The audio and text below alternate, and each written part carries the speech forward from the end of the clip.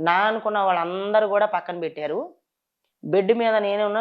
నేను చచ్చిపోతే గూడా ఏడిచే దిక్కు గూడా లేరు. అంతగానం అయిపోయింది. అంటే అమౌంట్ ఉంది కాబట్టి నేను ఈరోజు బ్రతికాను. నేను షార్ట్ ఫిల్మే చేశానా? ఎవడితో రొమాన్స్ సినిమాయే చేశానా? డబుల్ మీనింగ్ డైలాగే మాట్లాడానా? ఎవడికి బుగ్గ మీదే ముద్దిచ్చానా? అనేది మ్యాటర్ కాదక్కడ. నేను అవి చేశాను కాబట్టి ఆ రూపాయి సంపాదించుకొని ఈరోజు బతికాను. ఈ నీతులు చెప్పినోళ్ళు ఎవ్వరు రూపాయి ఇవ్వలా, నన్ను బతికించలా, నా ఇంటికి గూడా వచ్చి పలకరించలా, ఫోను చేసి గూడా ఎలా ఉందని అడగల. ఓకే.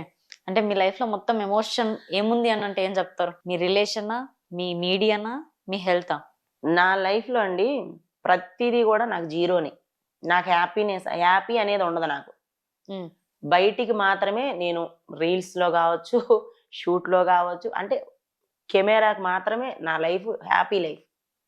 చేస్తున్నంత సేపు హ్యాపీగా కనబడాలి అంతే. యాక్చువల్‌గా ఏడుపొస్తుంది గానీ ఆపుకుంటున్నాను. ఎందుకంటే ఇది మనం నలుగురికి చెప్పుకుంటే హ్యాపీ అనుకోండి, వాళ్ళు సంతోషపడతారు.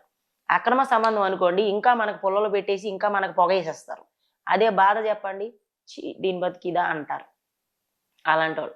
ఎన్ని బాధలు, ఎన్ని ఇబ్బందులొచ్చినా నా కాళ్ళ మీద నేను నిలబడ్డాను, నిలబడుతూనే ఉంటాను, ఎప్పటికి సాగిపోతానే ఉంటా. ఎవ్వడాపినా ఆగను.